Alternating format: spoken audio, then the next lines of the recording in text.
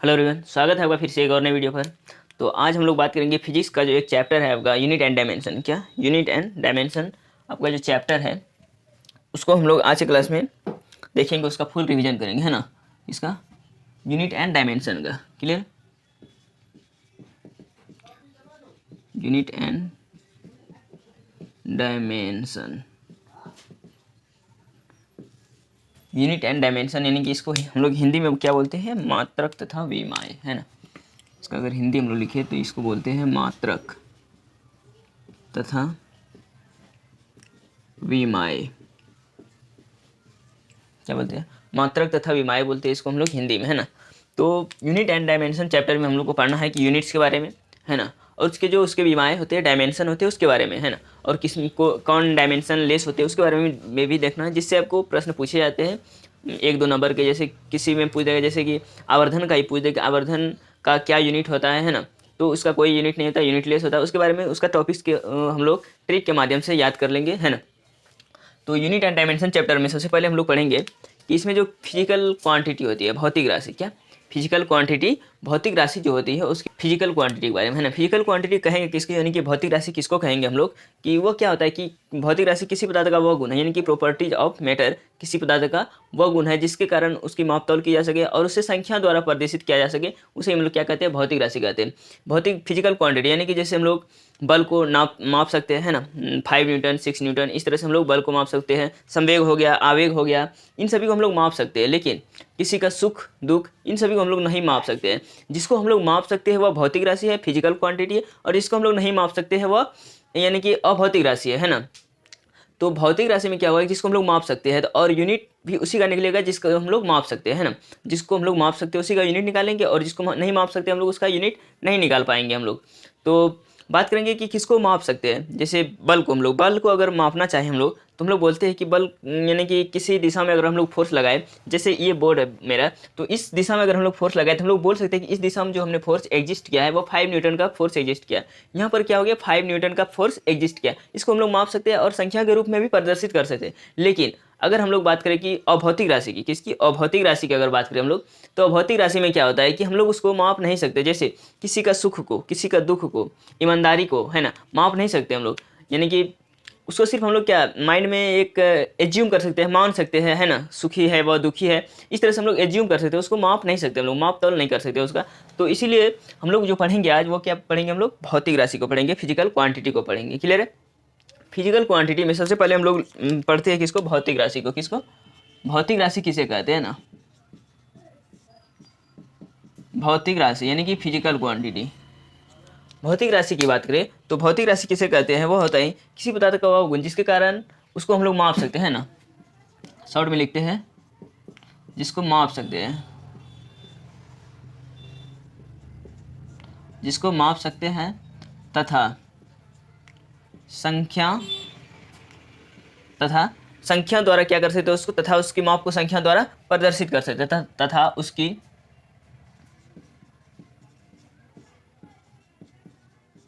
माप को संख्या, बहुत छोटा छोटा हो गया ना, तथा उसकी माप को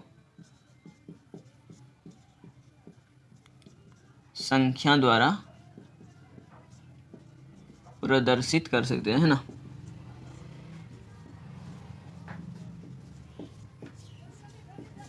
प्रदर्शित कर सकते हैं। क्लियर है। क्या हमने लिखा कि उसकी माप, जिसको हम लोग माप सकते हैं ना, जिसका मापन किया जा सके या जिसको माप सकते हैं हम लोग, है ना, तथा उसकी माप को संख्या द्वारा प्रदर्शित कर सकते हैं, उसे हम लोग क्या कहेंगे, फिजिकल क्वांटिटी कहेंगे। इसके बारे में इतना ही। इसका एग्जांपल अगर हम लोग देखना चाहें तो एग्जांपल में लिख सकते हैं हम लोग बल, संवेग, आवेग इत्यादि, इन सभी को हम लोग क्या कर सकते हैं, माप सकते हैं।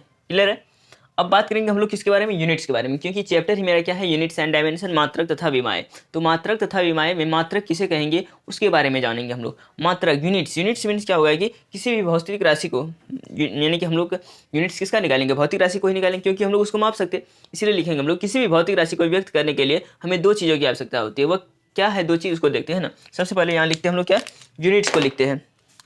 ध्यान दीजिएगा क्या लिखेंगे, मात्रक।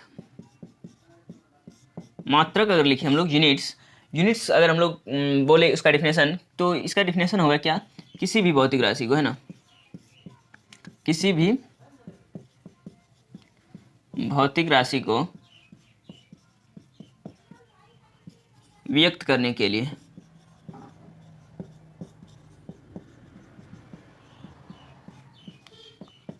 किसी भी भौतिक राशि को व्यक्त करने के लिए दो राशियों की आवश्यकता होती है। दो राशियों की आवश्यकता होती है।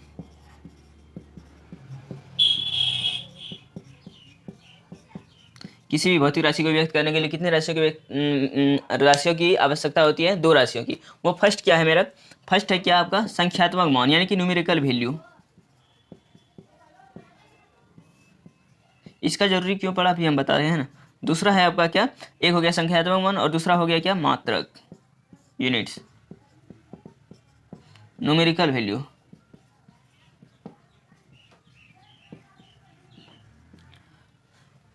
यूनिट्स क्या हो गया कि किसी भी भौतिक राशि को व्यक्त करने के लिए दो राशियों की आवश्यकता होती है। पहला हो गया आपका क्या, संख्यात्मक मान यानी कि न्यूमेरिकल वैल्यू, और दूसरा हो गया आपका क्या, मात्रक, यूनिट्स। इन दोनों का यूज होता है क्या कि यूनिट्स और संख्यात्मक मान से ही किसी भी भौतिक राशि को हम लोग व्यक्त कर सकते हैं। जैसे आप जब भी आप किसी भी दुकान में जाते हैं, शॉप में जाते हैं, तो वहाँ आप बोलते हैं कि हमें 5 kg चावल चाहिए, 3 लीटर दूध चाहिए, इस तरह से आप बोलते हैं। ऐसा तो नहीं बोलते हैं कि हमको इन दोनों में से इन दोनों जहाँ भी रहेगा साथ ही रहेगा तभी हम बोल सकते हैं ये यूनिट्स है ना।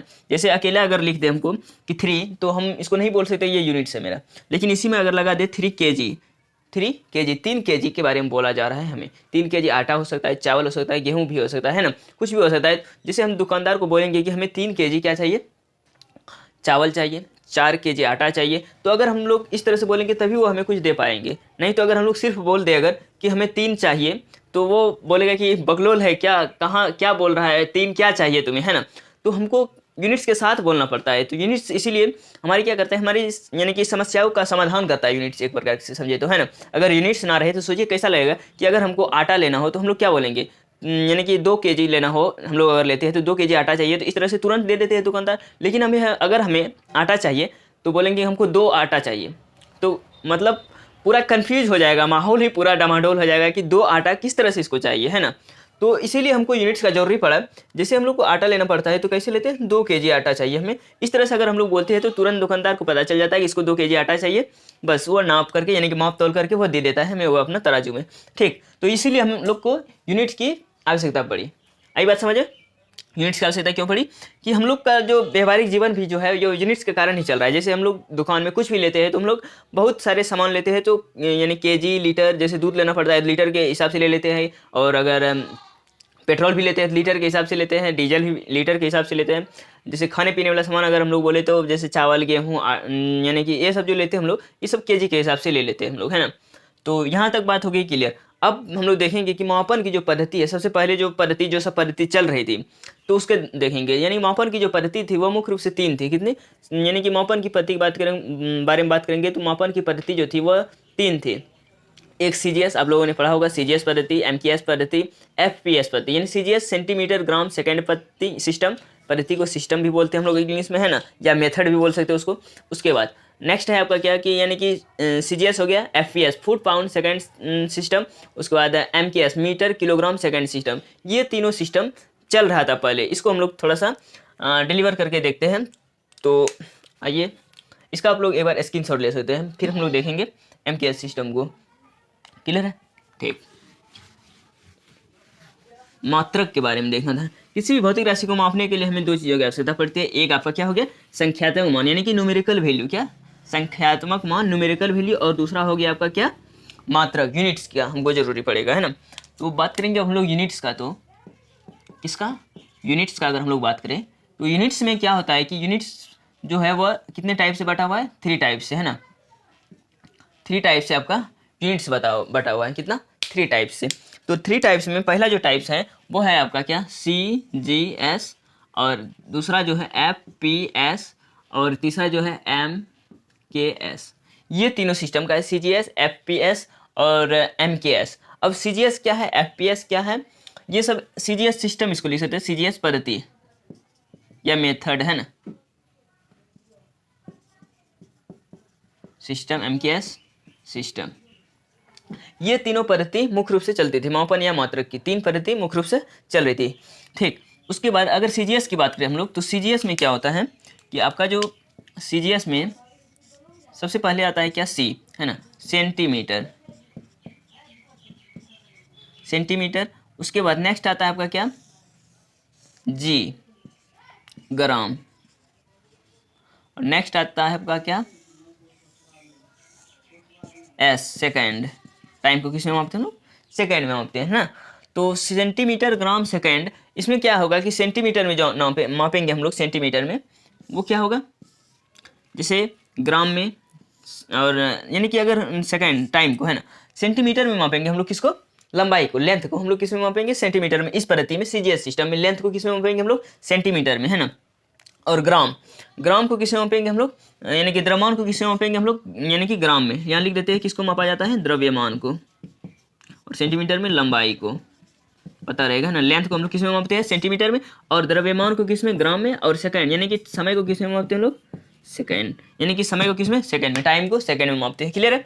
और इस पद्धति को जो बोला जाता है, इस पद्धति को फ्रेंच या मीट्रिक पद्धति भी कहा जाता है। क्या, फ्रेंच या मीट्रिक पद्धति, इसी पद्धति का नाम है CGS पद्धति को। पूछा जाए आपको अगर कि फ्रेंच या मीट्रिक पद्धति या फ्रांसीसी पद्धति के नाम से किसको जाना जाता है, वो मेरा क्या है, CGS सिस्टम। फ्रेंच या मीट्रिक पद्धति के नाम से जाना जाता है, के नाम से जाना जाता है।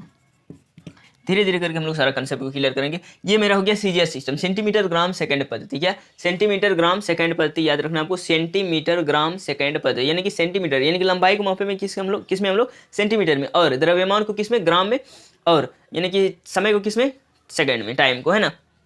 अब बात करते हैं हम लोग किसकी, FPS की। FPS की अगर बात करें, F हो गया, S हो गया, FPS, है ना, और S हो गया, सबका यूज होता है FPS। F को देखेंगे तो फुट, क्या, फुट। लंबाई को किस में मापेंगे हम लोग, फुट में। इस पद्धति में, FPS पद्धति में लंबाई को किस में, फुट में, और P, पाउंड। द्रव्यमान को, इसका आप लोग यूज भी किए हैं, भी हम बता रहे हैं ना। और सेकेंड, टाइम को सेकेंड में ही मापेंगे, समय को। आई बात समझ में। यानी कि फुट, पाउंड, सेकंड सिस्टम में हम लोग लंबाई को किस में, फुट में, और द्रव्यमान को किस में, पाउंड में, और समय को किस में, सेकंड में मापेंगे, किस में, FPS सिस्टम में। और इस पद्धति को क्या, किस पद्धति के नाम से जानते हैं हम लोग, ब्रिटिश पद्धति के नाम से जानते हैं। इस पद्धति को किस नाम से जाना जाता है, ब्रिटिश। इस पद्धति को ब्रिटिश पद्धति के नाम से जाना जाता है, पद्धति के नाम से जाना जाता है। इस पद्धति को किस पद्धति के नाम से जाना जाता है, ब्रिटिश पद्धति के नाम से जाना जाता है। और CGS को किस पद्धति के नाम से, फ्रांसीसी पद्धति या फ्रेंच या मीट्रिक पद्धति के नाम से जाना जाता है। इतना याद रखिएगा। क्लियर है, ठीक। अब बात करेंगे हम लोग MKS सिस्टम का। किसका, MKS सिस्टम का। अगर MKS सिस्टम की बात करें हम लोग तो MKS, सबसे पहले इसका हम लोग देखते हैं। M से हो गया क्या, मास। K से हो गया, M से हो गया क्या, मीटर। हम भी कभी कभी कन्फ्यूज हो जाते हैं ना। किलोग्राम, कैसे, किलोग्राम। और बच गया आपका S से हो जाएगा क्या, सेकंड। क्या हो गया, metre, kilogram, second system, MKS system के नाम से जाना जाता है। मीटर में किसको मापेंगे हम लोग, यानी कि लंबाई को, और किलोग्राम में द्रव्यमान को, और समय को किस में, सेकंड में। क्लियर है यहाँ तक। अब बात करेंगे इस पद्धति को हम लोग किस नाम से जानते हैं। इस पद्धति को हम लोग मीट्रिक पद्धति के नाम से जानते हैं। इस पद्धति को मीट्रिक पद्धति, किसके, मीट्रिक पद्धति। इस पद्धति को किस नाम से जानते हैं हम लोग, मीट्रिक पद्धति के नाम से जानते हैं, है ना। तो MKS सिस्टम हो गया, FPS सिस्टम हो गया, CGS सिस्टम हो गया। CGS सिस्टम बोलेंगे तो सेंटीमीटर ग्राम सेकंड पद्धति, FPS सिस्टम बोलेंगे तो फुट पाउंड सेकंड सिस्टम, और MKS बोलेंगे तो मीटर किलोग्राम सेकंड सिस्टम। अब बात करेंगे इस सब का नाम अलग अलग है, किसको किस नाम से जाना जाता है ना। तो बात करेंगे कि CGS सिस्टम को, इसको हम लोग फ्रांसीसी सिस्टम या फ्रेंच या मीट्रिक सिस्टम के नाम से जानते हैं। और बात करेंगे FPS की, तो इसको हम लोग ब्रिटिश पद्धति के, और MKS को इसको मीट्रिक पद्धति के नाम से जानते हैं। ये तीनों का खेला समाप्ति यहाँ तक, ठीक, क्लियर है। अब बात करेंगे इसी में एक और यूनिट आता है, जो जैसे कि थोड़ा जैसे यहाँ से अगर हम लोग किसी सामान को लेकर के अगर हम लोग ब्रिटेन गए, यानी कि दूसरा कंट्री गए, तो वहाँ पर क्या होता है कि माप तौल में थोड़ा सा झौल होने लगा, यानी झंझट होने लगा, तो उसके लिए एक आया SI यूनिट्स। क्या? SI यूनिट, यानी कि सिस्टम्स ऑफ इंटरनेशनल, यानी अंतर्राष्ट्रीय यूनिट्स आ गया मेरा। तब से काम क्या हो गया? सॉल्यूशन में आने लगा, यानी कि सभी चीज़ें समान रूप से चलने लगा। जैसे अगर यहाँ से हम कोई 2 kg का वस्तु अगर लेकर दूसरा कंट्री जाए तो वहाँ भी 2 kg ही होगा, इसीलिए SI सिस्टम को अपनाया गया, यानी कि systems of international. SI system बोले तो SI सिस्टम में से मुख्य रूप से जो काम कर रहा है वो 90% MKS सिस्टम ही काम कर रहा है, जो हम लोग का सिस्टम है, जिस सिस्टम में हम लोग चल रहे हैं। MKS सिस्टम, मास यानी कि मीटर किलोग्राम सेकेंड सिस्टम से हम लोग चल रहे हैं, तो इसी का 90% काम है। और इससे 5% रखा गया FPS को, और इसको भी 5% रखा गया CGS को, यानी कि कुल मिलाकर के 100% में से 90% अकेले काम कौन कर रहा है? SI में, international of systems of international में, यानी कि MKS कर रहा है, जिसका यूज हम लोग करते हैं। यानी कि अधिकतर यूज जो हम लोग करते हैं, जैसे कि लंबाई को हम लोग मीटर में मापते हैं, द्रव्यमान को किलोग्राम में मापते हैं, और टाइम को सेकंड में मापते हैं, हम लोग इसका ज़्यादा यूज करते हैं। तो इसी के यूज के कारण क्या हुआ, जैसे कि अगर आपको किसी भी चीज़ से कॉमन चाहिए, जैसे 3 सिस्टम है मेरे पास, है ना, तो 3 सिस्टम है। अगर आपको एक क्लास में अगर आप पढ़ा रहे हैं तो उसमें से है कि क्या कि यानी कि 10 विद्यार्थी हैं, यानी कि 10th स्टूडेंट है, और 10th स्टूडेंट में क्या हुआ कि 7 स्टूडेंट जो है वह बिहार बोर्ड से, और 3 स्टूडेंट क्या है आपका? CBSE बोर्ड से, है ना। अगर यानी कि दोनों का मन हो कि हम इस बोर्ड में जा सकते हैं और वो इस बोर्ड में आ सकते हैं, तो आप क्या कीजिएगा? CBSE वालों को बिहार बोर्ड में लाइएगा या बिहार बोर्ड वालों को CBSE में लाइएगा। आप अपनी सहूलियत के अनुसार से क्या कीजिएगा कि आप CBSE वाले जो 3 थे, जिसकी संख्या कम थी, उसको आप लोग किस में लाइएगा? बिहार बोर्ड में लाइएगा। तो आपका क्या हो जाएगा कि एक रो में आ जाएगा, और ये यानी कि क्लियर रूप से पता चलेगा कि ये बिहार बोर्ड का है, फुल्ली क्लासरूम, है ना। लेकिन अगर 7 स्टूडेंट को आप सोचिए, 7 स्टूडेंट को लेकर के अगर आप CBSE में जाते थोड़ी सी तकलीफ आती, और बहुत ज़्यादा तकलीफ भी आ सकती, क्योंकि वहाँ डायरेक्ट दुगुना से भी ज़्यादा हो रहा है, लेकिन वहाँ से अगर आ रहा है तो कोई फर्क नहीं पड़ रहा है, उसको थोड़ा कम ही 3 स्टूडेंट ही है, लेकिन इधर से कितना जा रहा है? 7 जा रहा है उधर, इसीलिए कम की ओर से लाया जाता है ज़्यादा, है ना। इसी तरह से यहाँ क्या किया कि जब यहाँ MKS सिस्टम का कितना 90% लिया गया, और इस सबको भी क्या कर दिया? SI में लेते गया, FPS और CGS को। अब बात करेंगे हम लोग किसकी? SI सिस्टम की, यानी कि सिस्टम्स ऑफ इंटरनेशनल की, अंतर्राष्ट्रीय पद्धति के बारे में। ये कब यानी कि शुरुआत सन 1971 में। कब? सन 1971 में, यानी कि फ्रांस की राजधानी कहाँ है? पेरिस में। फ्रांस की राजधानी पेरिस में माप तौल के विभाग ने इसको सुनिश्चित किया। किसने? माप तौल के विभाग ने अंतर्राष्ट्रीय अधिवेशन में SI सिस्टम को लागू किया। कब? 1971 में। याद रखिएगा, ये प्रश्न पूछ सकता है कि यानी कि फ्रांस की राजधानी कहाँ है? पेरिस। फ्रांस की राजधानी पेरिस में माप तौल की जो अधिवेशन को लेकर के जब वहाँ पर बैठक हुई, तो 1971 में लागू किया गया आपका इंटरनेशनल सिस्टम्स ऑफ यूनिट, यानी कि सिस्टम्स ऑफ इंटरनेशनल, अंतर्राष्ट्रीय पद्धति को लागू किया गया। कब? 1971 में लागू किया गया। क्लियर है यहाँ तक? अब बात करेंगे हम लोग किसको? SI सिस्टम की। किसकी? SI सिस्टम के हम लोग यूनिट्स को देख लिए, CGS FPS को। किसको? CGS FPS और MKS, 3 सिस्टम्स को हम लोग देख चुके हैं। अब लास्ट सिस्टम आपका आया है क्या? SI सिस्टम, यानी कि सिस्टम्स ऑफ इंटरनेशनल्स, है ना। SI सिस्टम को देखेंगे, 1971 में ही इसका अधिवेशन हुआ। कब? कहाँ पर हुआ? यानी कि फ्रांस की राजधानी कहाँ? पेरिस में। जब इसका अधिवेशन हो रहा था तभी इस पद्धति को मान्यता मिली। किसको? SI सिस्टम को। याद रखना है ना। अब लिखते हैं हम लोग क्या? SI system. क्या लिखते हैं? SI सिस्टम, या SI मात्रक भी लिख सकते हैं, है ना। SI यूनिट्स लिखते हैं हम लोग, है ना। SI units. SI यूनिट्स की बात करें तो इसको हम लोग, इसका जो टोटल यानी कि कैलकुलेशन में इसका कुल 9 रूप है। कितना? 9 है, लेकिन इसको 2 वर्गों में विभाजित किया गया है, एक आधारी मात्रक, एक व्युत्पन्न मात्रक।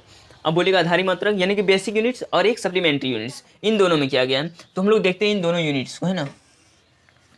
आधारी मात्रक में पहला ध्यानपूर्वक देखिएगा, आधारी मात्रक,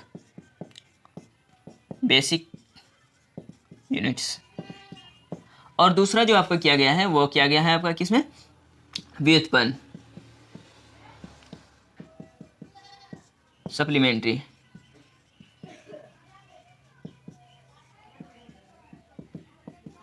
इंग्लिश थोड़ा कमजोर भी हो सकता है, सप्लीमेंट्री, है ना। इसमें किया गया है आपका व्युत्पन्न मात्रक को। अब बात करें कि आधारी मात्रक में कितने को रखा गया है, तो आधारी मात्रक में इनकी संख्या जो है वह 7 को रखा गया है। कितने? 7 को। 7, इनकी संख्या 7 है, जबकि सप्लीमेंट्री में इसकी संख्या 2 है। आपको अगर पूछे कि SI सिस्टम में टोटल कितने यूनिट्स हैं, SI सिस्टम में टोटल कितने यूनिट्स हैं, तो आपको बोलना है कि SI सिस्टम में टोटल जो है वो 9 यूनिट्स है। कितने? 9 यूनिट्स है। लेकिन अगर पूछे कि आधारी में कितना है, आधारी मात्रक यानी बेसिक यूनिट्स में कितना रखा गया है, 7 को रखा गया है। और अगर पूछे कि आपको व्युत्पन्न में यानी कि सप्लीमेंट्री यूनिट्स में कितना को रखा गया है, 2 को रखा गया है। क्लियर है यहाँ तक? बहुत सारे स्टूडेंट पढ़े भी होंगे कि 7 कौन कौन से हैं। तो अब हम लोग देखते हैं उस 7 को, है ना। तो सबसे पहले यहाँ लिखते हैं हम लोग कि जैसे कि नाम लिखते हैं, मात्रक और संकेत और बीमा को भी देख लेंगे हम लोग, है ना। नाम, मात्रक, संकेत, बीमा। ठीक, नाम हो गया, मात्रक लिखना है, संकेत को लिखना है और बीमा को लिखना है ना। क्लियर है? वीडियो लंबा तो नहीं होगा? नहीं, बस ये टॉपिक्स को देखते हैं, दोनों को देखते हैं, उसके बाद फिर नेक्स्ट क्लास में हम लोग डायमेंशन को अच्छे से पढ़ेंगे, है ना। तो नाम में सबसे पहले हम लोग लिखेंगे कि लंबाई को, किसको? लंबाई। लंबाई, अगर इसका इंग्लिश भी लिखना चाहिए तो लेंथ, एल। इंग्लिश क्या हो जाएगा? लेंथ हो जाएगा, इसका लंबाई का लेंथ हो जाएगा, ठीक। और इसका लेंथ को देखेंगे, इसका मात्रक को देखेंगे हम लोग, है ना। मात्रक क्या हो जाएगा? मीटर हो जाएगा, क्या? मीटर, है ना। संकेत क्या हो जाएगा? एम हो जाएगा। और बीमा में लिखेंगे, बीमा में हम लोग लिखते हैं इंग्लिश को, इसका, है ना। इसका जो नाम होता है, लेंथ जैसे पढ़ा तो शुरू का अक्षर क्या हो गया? एल हो गया, है ना। तो इस एल को लिखते हैं हम लोग, बीमा में क्या करते हैं? बड़ी कोशिश से हम लोग अंदर में इसको सेव कर देते हैं, है ना। लंबाई के बाद आ जाएगा आपका क्या? द्रव्यमान। द्रव्यमान जिसको हम लोग बोलते हैं मास, है ना। इसका हो जाएगा क्या? किलो, क्या? किलोग्राम। यानी इसका अगर हम लोग संकेत लिखेंगे तो क्या हो जाएगा? केजी हो जाएगा। लेकिन डायमेंशन में क्या हमने बोला कि इसका यानी कि जो इंग्लिश होता है, इंग्लिश वर्ड जो होता है, जैसे यानी कि लंबाई का लेंथ हो गया, टाइम का टी हो जाएगा, टाइम यानी समय का टाइम होता है, टाइम का टी हो जाएगा। और उसी तरह से द्रव्यमान का किलोग्राम हुआ तो केजी उसका संकेत हुआ, मात्रक हो गया किलोग्राम और संकेत हो गया केजी। लेकिन इसका जो हम लोग डायमेंशन लिखेंगे वो हो जाएगा आपका क्या? एम, क्योंकि मास एम से शुरू होता है, याद रखिएगा, है ना। द्रव्यमान हो गया। उसके बाद नेक्स्ट आता है आपका समय, यानी कि समय को लिखना चाहें तो टाइम। समय का क्या हो जाएगा? टाइम हो जाएगा। और इसकी जो यानी कि मात्रा लिखेंगे वो हो जाएगा सेकंड, और ये हो जाएगा छोटी एस, सेकंड एस। और इसका जो यानी कि डायमेंशन लिखेंगे अगर हम लोग तो वो हो जाएगा, क्या हो जाएगा? टी हो जाएगा, ठीक। अब बात करते हैं हम लोग नेक्स्ट किसकी? यानी कि तापमान की। तापमान, टेम्परेचर, किसकी? तापमान, टेम्परेचर की बात करें अगर हम लोग तो इसका मात्रक होता है क्या? केल्विन। टेम्परेचर क्या हो जाता है? केल्विन। और इसका जो संकेत होता है वो होता है के। और टेम्परेचर इसका हो जाएगा क्या? इसका भी अगर डायमेंशन लिखना चाहे तो यानी कि केल्विन हो जाएगा, इसका डायमेंशन लिखना चाहे तो वो के हो जाएगा, याद रखिएगा। यानी टेम्परेचर का क्या हो जाएगा? के हो जाएगा, ठीक। उसका नेक्स्ट आता है आपका क्या? धारा, करेंट जिसको बोलते, दिखाई दे रहा है ना? धारा यानी कि करेंट। धारा को क्या बोलते हैं हम लोग? करंट बोलते हैं। और करंट को हम लोग एम्पियर में मापते हैं, एम्पियर में मापते हैं। और इसको हम लोग क्या लिखते हैं? ए लिखते हैं। और यहाँ पर हम लोग क्या लिखते हैं? ए लिखते हैं। क्लियर है यहाँ तक? एक मिनट, थोड़ा सा और, है ना। तो नेक्स्ट देखते हैं हम लोग, धारा देख लिया। अब ज्योति तीव्रता को देखते हैं, किसको? ज्योति तीव्रता, ज्योति तीव्रता, ल्यूमिनियस इंटेंसिटी जिसका इंग्लिश होता है क्या? ल्यूमिनियस इंटेंसिटी, ल्यूमिनस इंटेंसिटी होता है जिसका। और इसका जो होता है वो होता है कैंडेला, सी डी। अगर इसको लिखना चाहे तो वो होता है सी डी। डायमेंशन में क्या होगा? सी डी हो जाएगा। एक मिनट थोड़ा सा हम सेटअप ठीक कर लें ताकि, और दो है उसको भी यहाँ पर हम लोग लिख सके, है ना। और नेक्स्ट हो जाएगा आपका क्या? नेक्स्ट ज्योति तीव्रता हो गया। और लास्ट हो जाएगा आपका क्या? पदार्थ की मात्रा, मोल्स ऑफ सबस्टेंस, पदार्थ की मात्रा, मोल्स ऑफ यानी कि अमाउंट ऑफ सबस्टेंस, है ना। Amount of substance, amount of substance की बात करें तो अमाउंट ऑफ सबस्टेंस हो जाएगा क्या? मोल हो जाएगा आपका क्या? मोल। और जिसको हम लोग लिखते हैं क्या? MOL। और इसका जो होता है वो होता है N। क्या होता है? N होता है, बीमा इसका होता है। तो टोटल हमने देखा यहाँ 7 को। लंबाई, द्रव्यमान, समय, यानी लंबाई हो गया, द्रव्यमान हो गया, समय हो गया, तापमान हो गया, विद्युत धारा हो गया, उसके बाद क्या हो गया? ज्योति तीव्रता हो गया, और पदार्थ की मात्रा हो गया। ये 7 हो गया क्या आपका? यानी कि बेसिक मात्रक, क्या बेसिक मात्रक हो गया ये 7, यानी कि इसको हम लोग बोलते हैं आधारी मात्रक। किसके यूनिट्स है ये यानी कि एसआई के सिस्टम के ही दो पार्ट में हमने विभाजित किया, एक आधारी मात्रक और ये व्युत्पन्न मात्रक। और हम लोग व्युत्पन्न का यहीं पर डायरेक्ट देख लेते हैं। व्युत्पन्न का जो होगा यहाँ पर, व्युत्पन्न का ये दोनों हो जाएगा, इसको डायरेक्ट देख लेते हैं हम लोग, है ना। व्युत्पन्न का डायरेक्ट देख लेते हैं हम लोग। व्युत्पन्न का दो होता है, एक होता है रेडियन, एक होता है स्टेरेडियन। नाम बोले तो समतल कोण और एक ठोस कोण। एक समतल कोण होता है यानी कि प्लेन एंगल, और एक होता है ठोस कोण सॉलिड एंगल। तो प्लेन एंगल को देखते हैं समतल कोण, समतल कोण, ठीक। और एक होता है ठोस कोण सॉलिड एंगल जिसको बोलते हैं हम लोग। प्लेन एंगल और सॉलिड एंगल के नाम से आप लोग जानते होंगे। और प्लेन एंगल को जो हम लोग प्लेन एंगल का जो मात्रक होता है वो होता है रेडियन। क्या होता है?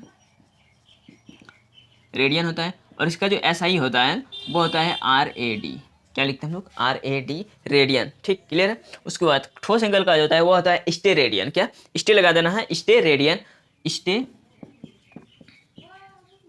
स्टेरेडियन, है ना। और इसका जो एसआई होता है, एसआई यहाँ हम लिख देते हैं एसआई। एसआई क्या होता है? इसका रेडियन होता है। और इसका जो होता है स्टेरेडियन का, इसका होता है स्टेरेडियन का हो जाएगा क्या? SR हो जाएगा, है ना, SR हो जाएगा, क्लियर है। तो हम लोग ने क्या किया, टोटल यानी कि मात्रा का जो लगभग था टॉपिक्स उसको देख चुके। अब देखेंगे हम लोग नेक्स्ट क्लास में डिराइव्ड यूनिट्स यानी कि व्युत्पन्न मात्रक हम लोग किस तरह से डिराइव कर सकते हैं। जैसे अगर हम लोग को पूछ दे कि बल का निकालो, आप मात्रक निकाल दो, फॉर्मूला निकाल दो, उसके बाद डायमेंशन निकाल दो, तो क्या होगा कि हम लोग थोड़ा अनकॉन्शियस हो जाते हैं, यानी कि घबरा जाते हैं। तो घबराना नहीं है, इसी तरह से हम लोग देखते रहेंगे सारी चीज़ों को। तो उसका जैसे हम लोग को निकालना है बल का, तो बल का देखेंगे कि फॉर्मूला क्या होता है। बल का फॉर्मूला क्या होता है? ma होता है, F बराबर ma होता है, मास गुना एक्सेलरेशन। तो मास गुना एक्सेलरेशन से पहले क्या पढ़ना है हमको? मास का तो पता है m हो जाएगा, मास का क्या हो जाएगा? m हो जाएगा, लेकिन एक्सेलरेशन का हमको तो पता नहीं है। तो सबसे पहले हम लोग को एक्सेलरेशन का निकालना है। एक्सेलरेशन का अगर हम लोग निकाल लेंगे तो मास और एक्सेलरेशन को आप जब उसको मल्टीप्लाई कीजिएगा तो आप लोग उसका यानी कि यूनिट्स को निकाल सकते हैं और उसका डायमेंशन को भी लिख सकते हैं आराम से, है ना।